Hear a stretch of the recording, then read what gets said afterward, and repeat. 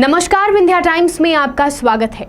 रीवा नगर निगम में महापौर में कांग्रेस की विजय के बाद कल बीजेपी ने निर्दलीय जीते 6 पार्षदों को पार्टी की सदस्यता दिला दी है और आज एक और पार्षद को बीजेपी में शामिल करा लिया।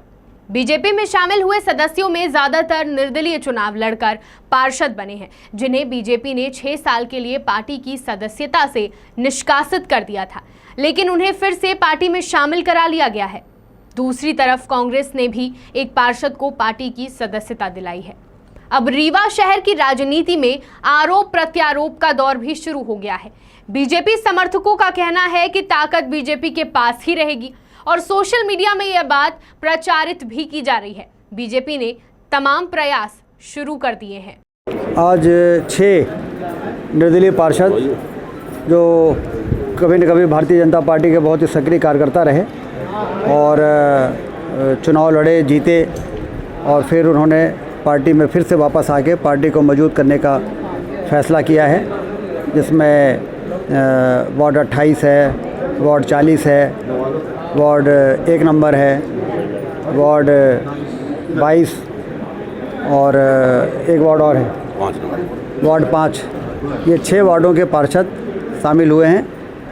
हम उनका बहुत ही स्वागत करते हैं और उनका अभिनंदन करते हैं। पार्टी को मजबूत करने में जो फैसला इन पार्षदों ने लिया है वो बहुत लंबे समय तक पार्टी के ध्यान में ये बातें रहेंगी। फिर से दामन थामे हैं पुनः भारतीय जनता पार्टी का। बिल्कुल।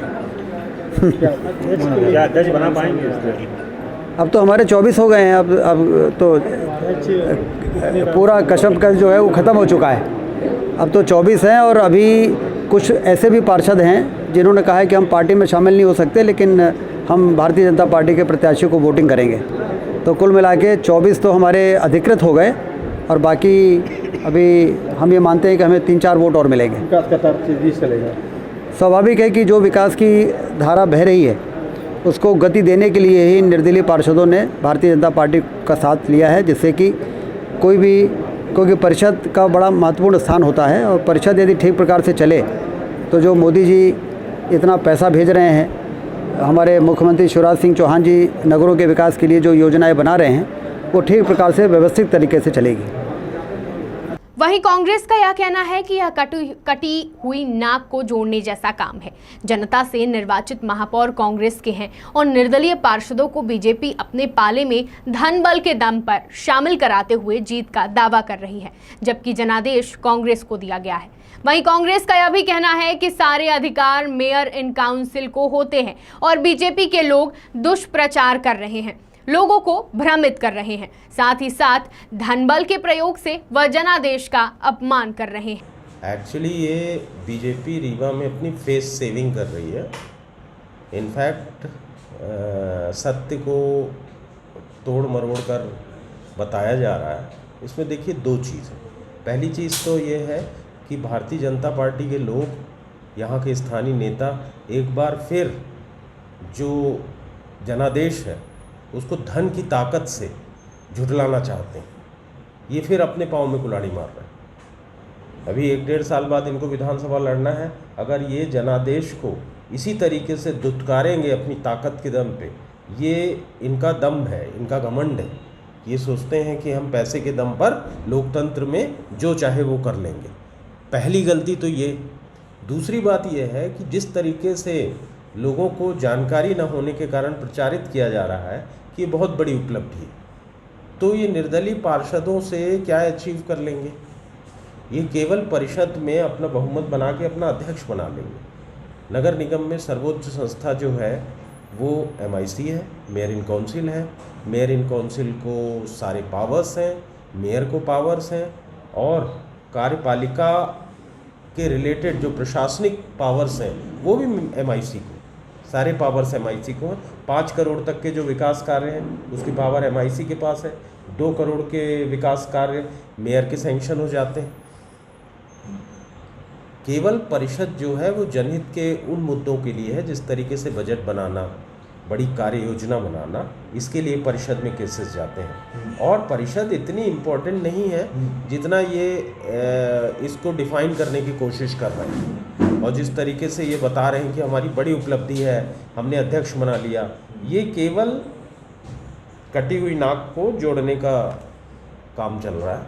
नहीं, कैसे रोकेंगे काम? इनके पास वो अधिकार नहीं है, प्रशासनिक अधिकार नहीं है।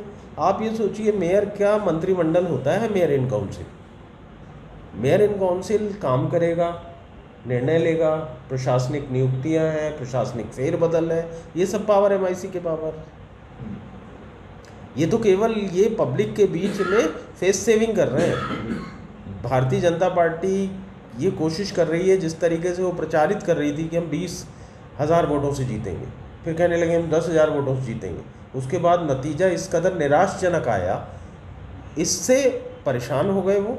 और परेशान होने के बाद एक बार फिर वही है कि दौड़ धूप करके, पैसे का प्रयोग करके, और ये अपने पार्षद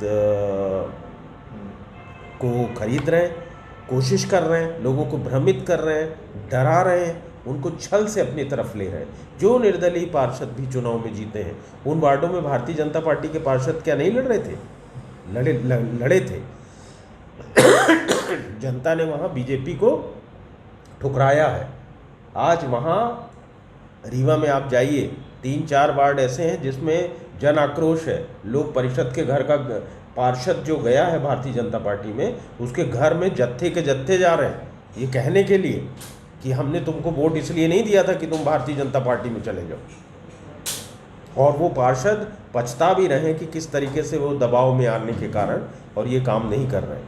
हमारे पास जो अन्य महत्वपूर्ण बात है, एक और बहुत महत्वपूर्ण बात है, एमआईसी को राज्य शासन के द्वारा ही जल, सीवर लाइन और ठोस अपशिष्ट प्रबंधन के काम की पूरी पावर दिला दी गई। ये भारतीय जनता पार्टी की सरकार ने ही किया था। ये पूरे शासन की जितनी योजनाएं हैं, इन सब की स्वीकृति का अधिकार भी एमआईसी को है।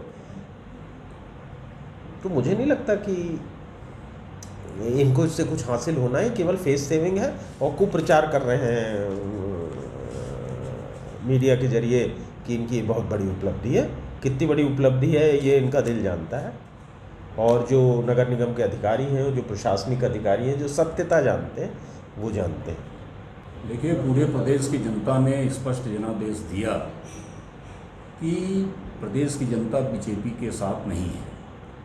जैसा कि अभी शर्मा जी ने कहा कि बीजेपी अब अपनी फेस सेविंग कर रही है। चूँकि सत्ता है उनके पास, पैसा है उनके पास, प्रशासन का दम उनके पास है, इन तीनों का उपयोग करके भारतीय जनता पार्टी गलत हथकंडे अपनाकर स्थानीय सरकारों में अपना कब्जा जमाना चाहती है।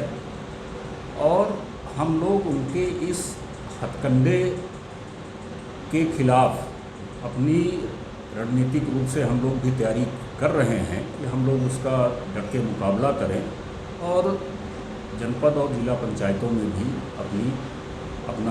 अपनी सरकार बना सकें। ये हम लोगों का प्रयास चल रहा है।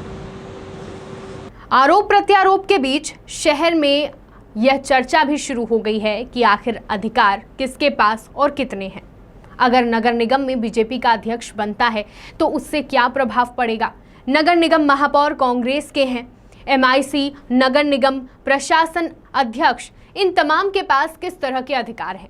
इन सब बातों की चर्चा के बीच जल्द उम्मीद जताई जा रही है कि पूरे नियमों के साथ रीवा को यह बताया जाएगा कि आखिर किसके पास कितने अधिकार हैं और अधिकारों से कौन क्या कर सकेगा।